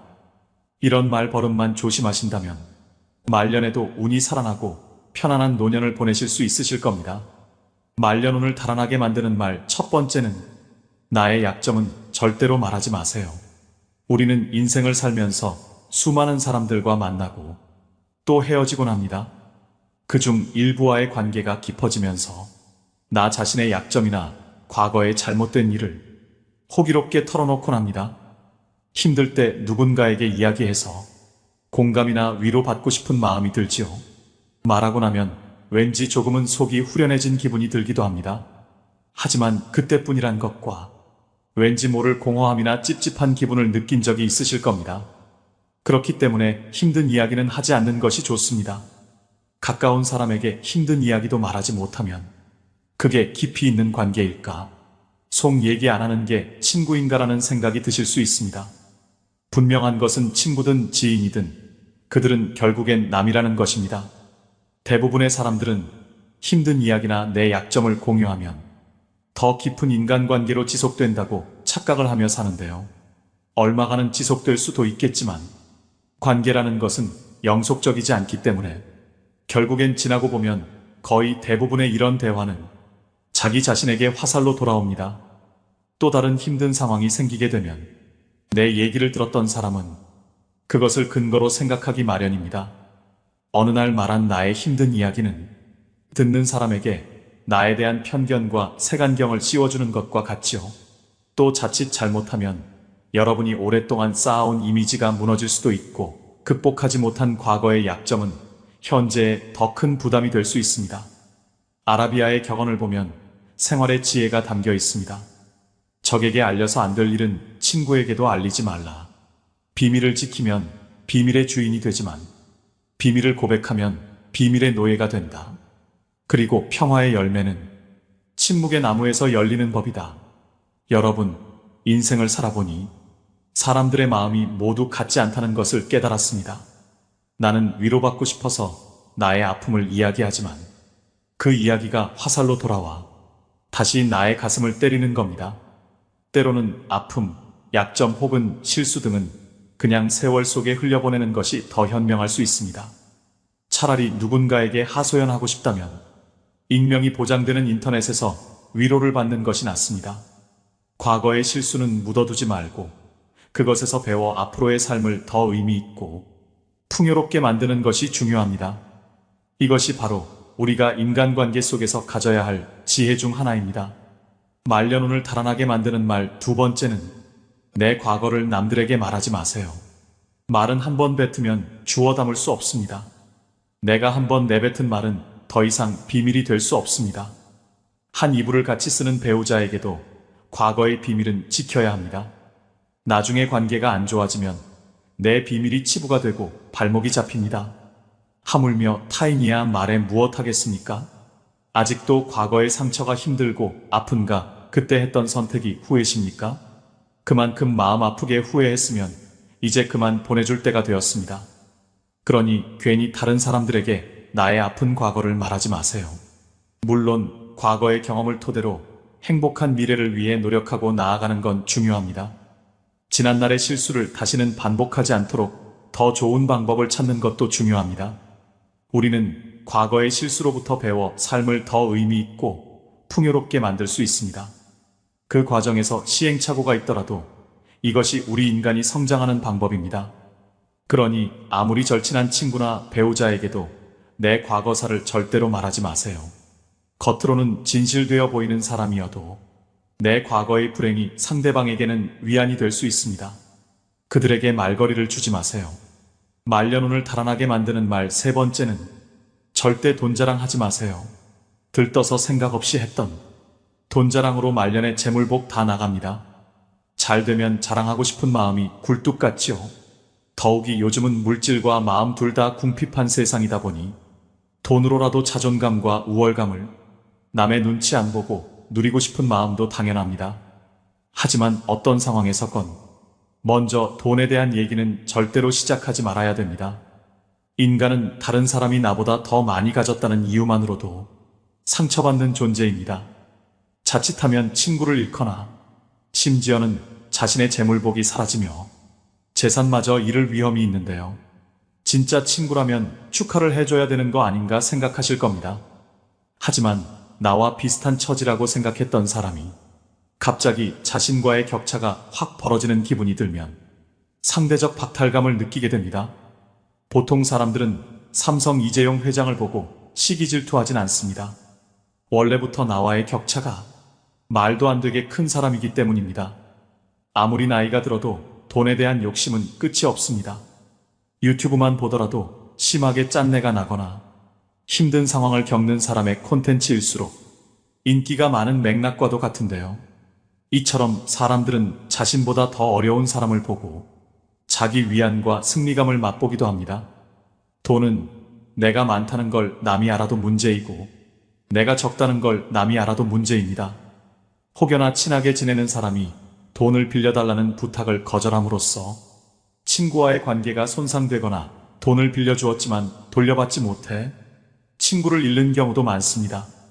반대로 돈이 너무 없어 보여도 사람들이 멀리할 수도 있으니 적당히 꾸미고 적당히 쓰면서 말년을 지내시는 게 가장 좋습니다. 여기서 가장 중요한 것은 돈을 어떻게 사용하고 어떻게 다루느냐입니다. 돈 얘기를 하면 안 되는 것은 자식도 마찬가지입니다. 자식들 결혼자금이다, 사업자금이다 하면서 노후 자산을 턱턱 내놓는 부모들이 많은데요.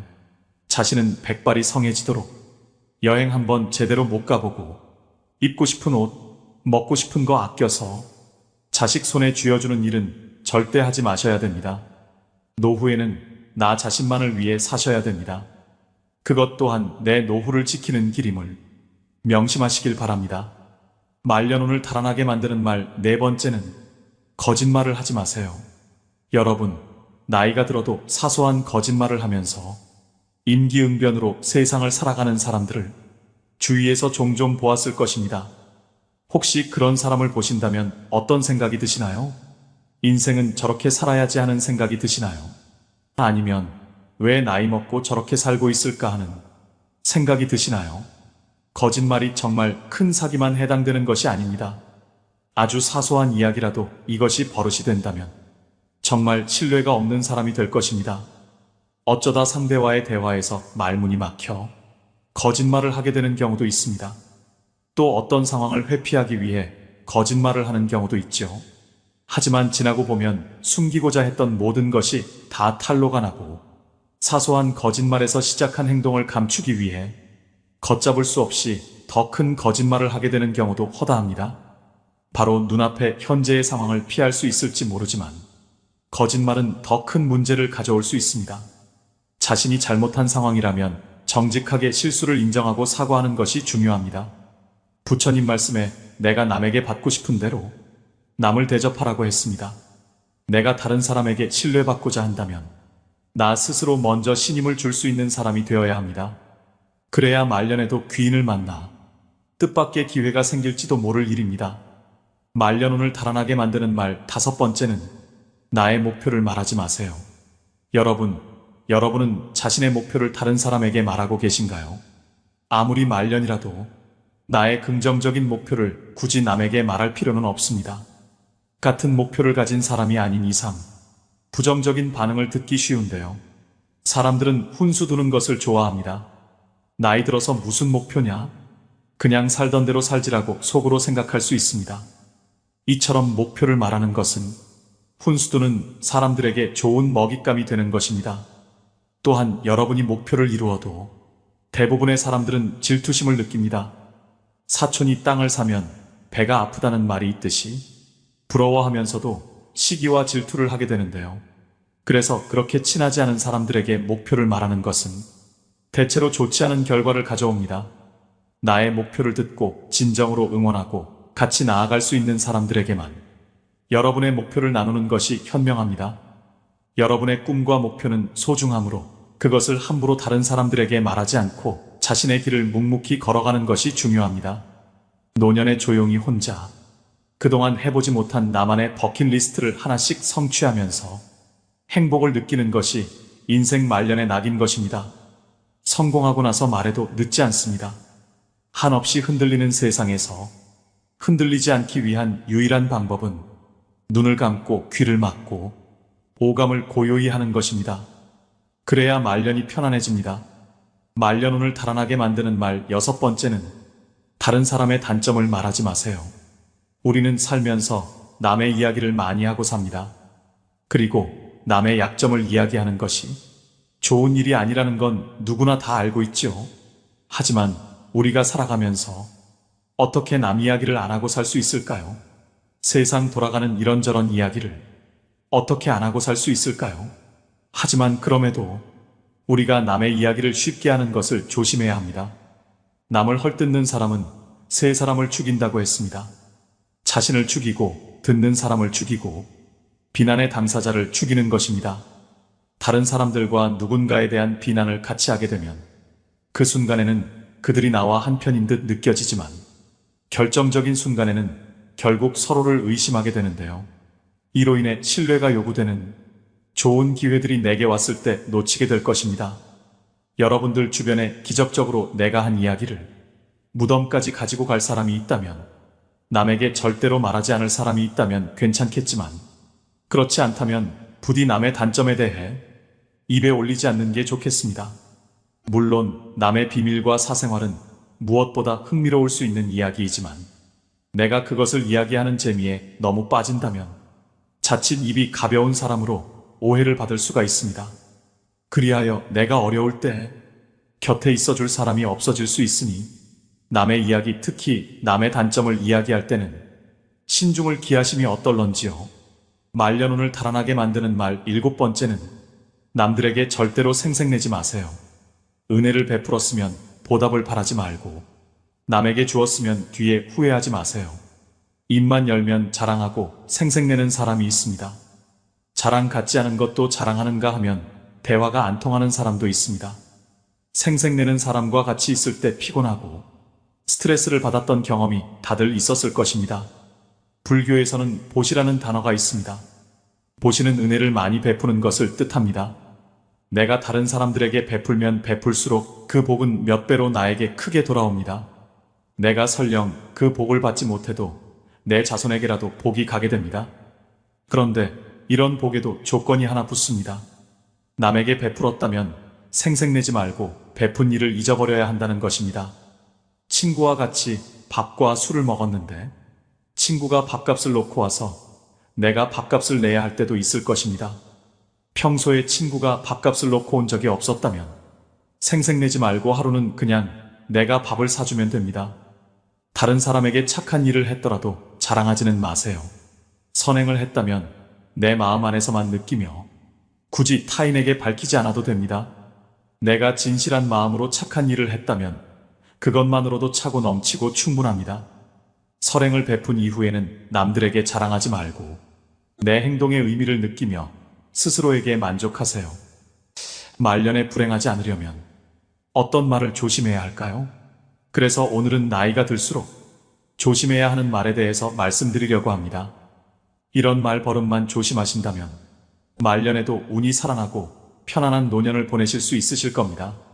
말년운을 달아나게 만드는 말 첫 번째는 나의 약점은 절대로 말하지 마세요.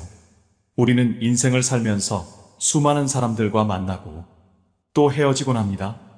그중 일부와의 관계가 깊어지면서 나 자신의 약점이나 과거의 잘못된 일을 호기롭게 털어놓곤 합니다. 힘들 때 누군가에게 이야기해서 공감이나 위로받고 싶은 마음이 들지요. 말하고 나면 왠지 조금은 속이 후련해진 기분이 들기도 합니다. 하지만 그때뿐이란 것과 왠지 모를 공허함이나 찝찝한 기분을 느낀 적이 있으실 겁니다. 그렇기 때문에 힘든 이야기는 하지 않는 것이 좋습니다. 가까운 사람에게 힘든 이야기도 말하지 못하면 그게 깊이 있는 관계일까? 속 얘기 안 하는 게 친구인가라는 생각이 드실 수 있습니다. 분명한 것은 친구든 지인이든 그들은 결국엔 남이라는 것입니다. 대부분의 사람들은 힘든 이야기나 내 약점을 공유하면 더 깊은 인간관계로 지속된다고 착각을 하며 사는데요.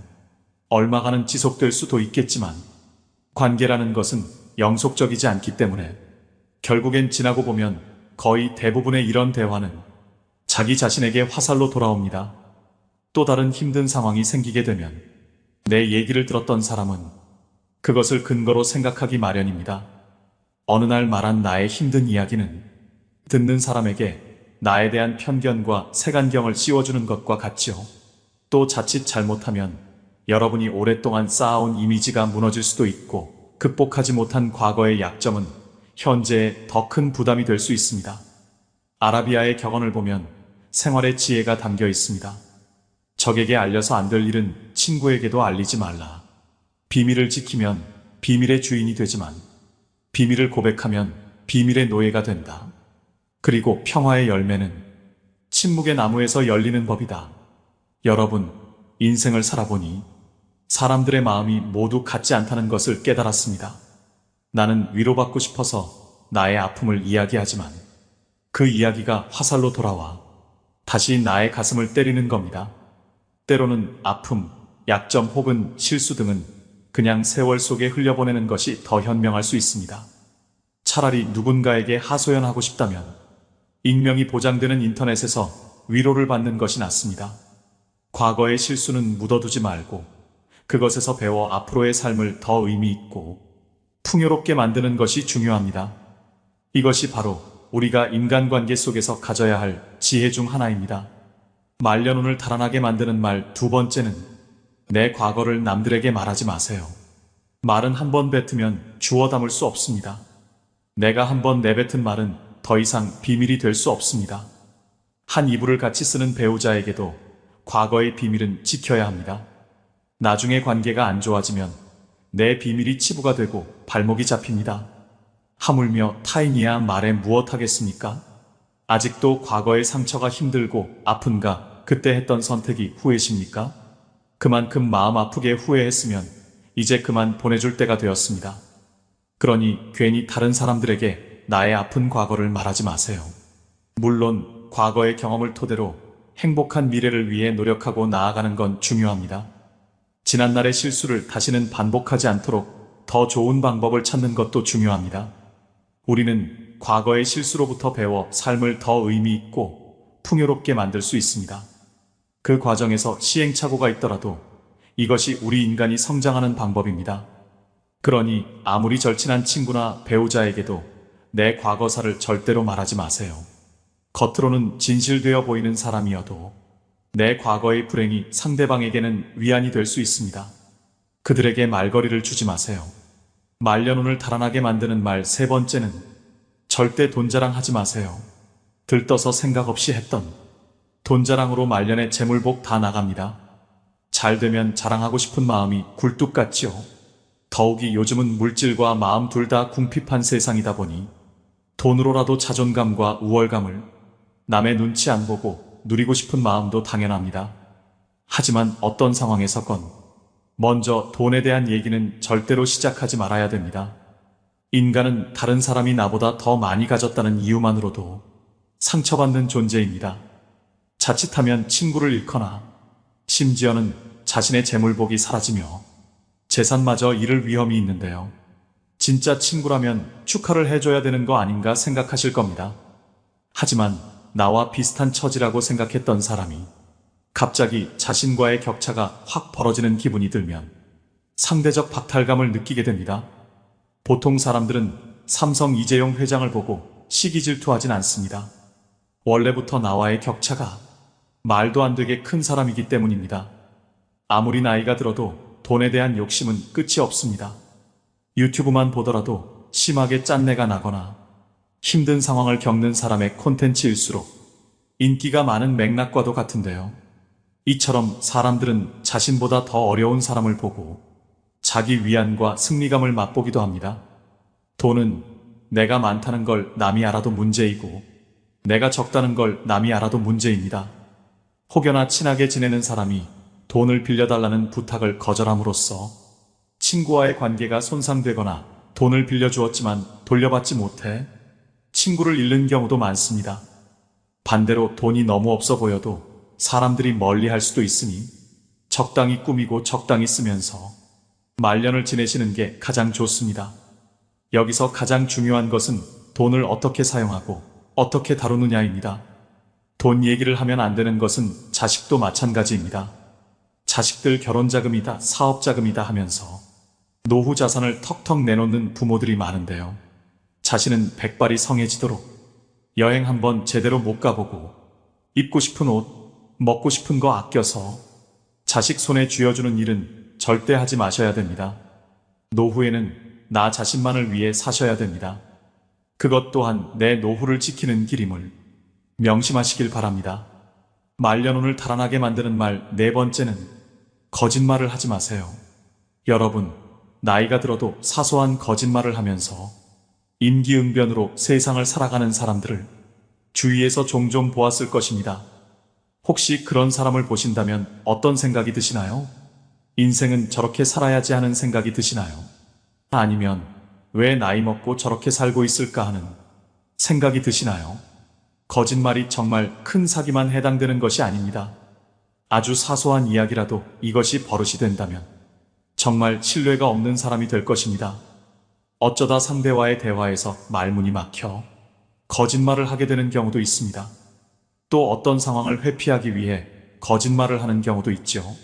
하지만 지나고 보면 숨기고자 했던 모든 것이 다 탄로가 나고 사소한 거짓말에서 시작한 행동을 감추기 위해 걷잡을 수 없이 더 큰 거짓말을 하게 되는 경우도 허다합니다. 바로 눈앞에 현재의 상황을 피할 수 있을지 모르지만 거짓말은 더 큰 문제를 가져올 수 있습니다. 자신이 잘못한 상황이라면 정직하게 실수를 인정하고 사과하는 것이 중요합니다. 부처님 말씀에 내가 남에게 받고 싶은 대로 남을 대접하라고 했습니다.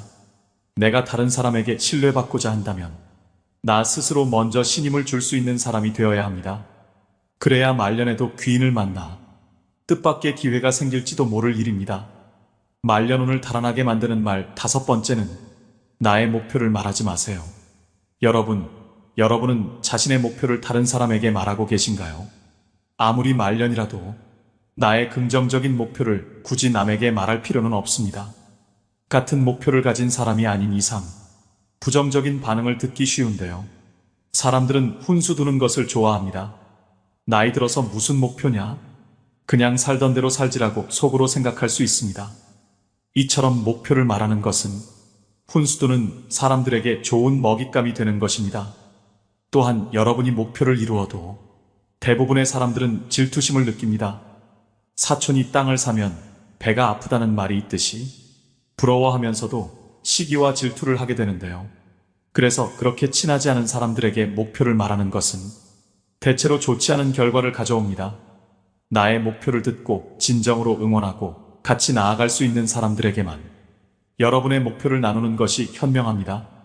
여러분의 꿈과 목표는 소중하므로 그것을 함부로 다른 사람들에게 말하지 않고 자신의 길을 묵묵히 걸어가는 것이 중요합니다. 노년에 조용히 혼자 그동안 해보지 못한 나만의 버킷리스트를 하나씩 성취하면서 행복을 느끼는 것이 인생 말년의 낙인 것입니다. 성공하고 나서 말해도 늦지 않습니다. 한없이 흔들리는 세상에서 흔들리지 않기 위한 유일한 방법은 눈을 감고 귀를 막고 오감을 고요히 하는 것입니다. 그래야 말년이 편안해집니다. 말년운을 달아나게 만드는 말 여섯 번째는 다른 사람의 단점을 말하지 마세요. 우리는 살면서 남의 이야기를 많이 하고 삽니다. 그리고 남의 약점을 이야기하는 것이 좋은 일이 아니라는 건 누구나 다 알고 있죠. 하지만 우리가 살아가면서 어떻게 남 이야기를 안 하고 살 수 있을까요? 세상 돌아가는 이런저런 이야기를 어떻게 안 하고 살 수 있을까요? 하지만 그럼에도 우리가 남의 이야기를 쉽게 하는 것을 조심해야 합니다. 남을 헐뜯는 사람은 세 사람을 죽인다고 했습니다. 자신을 죽이고 듣는 사람을 죽이고 비난의 당사자를 죽이는 것입니다. 다른 사람들과 누군가에 대한 비난을 같이 하게 되면 그 순간에는 그들이 나와 한편인 듯 느껴지지만 결정적인 순간에는 결국 서로를 의심하게 되는데요. 이로 인해 신뢰가 요구되는 좋은 기회들이 내게 왔을 때 놓치게 될 것입니다. 여러분들 주변에 기적적으로 내가 한 이야기를 무덤까지 가지고 갈 사람이 있다면, 남에게 절대로 말하지 않을 사람이 있다면 괜찮겠지만, 그렇지 않다면 부디 남의 단점에 대해 입에 올리지 않는 게 좋겠습니다. 물론 남의 비밀과 사생활은 무엇보다 흥미로울 수 있는 이야기이지만 내가 그것을 이야기하는 재미에 너무 빠진다면 자칫 입이 가벼운 사람으로 오해를 받을 수가 있습니다.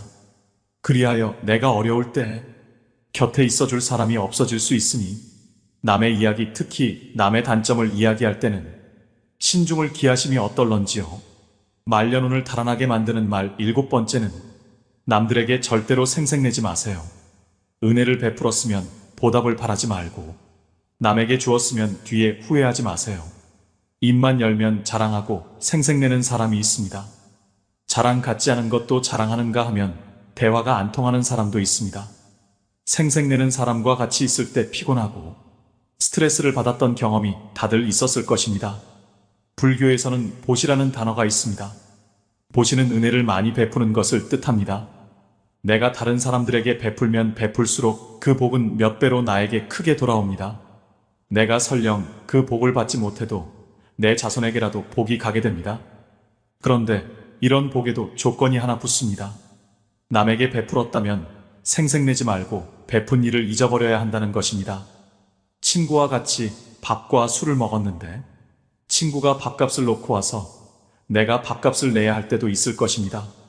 평소에 친구가 밥값을 놓고 온 적이 없었다면 생색내지 말고 하루는 그냥 내가 밥을 사주면 됩니다. 다른 사람에게 착한 일을 했더라도 자랑하지는 마세요. 선행을 했다면 내 마음 안에서만 느끼며 굳이 타인에게 밝히지 않아도 됩니다. 내가 진실한 마음으로 착한 일을 했다면 그것만으로도 차고 넘치고 충분합니다. 선행을 베푼 이후에는 남들에게 자랑하지 말고 내 행동의 의미를 느끼며 스스로에게 만족하세요.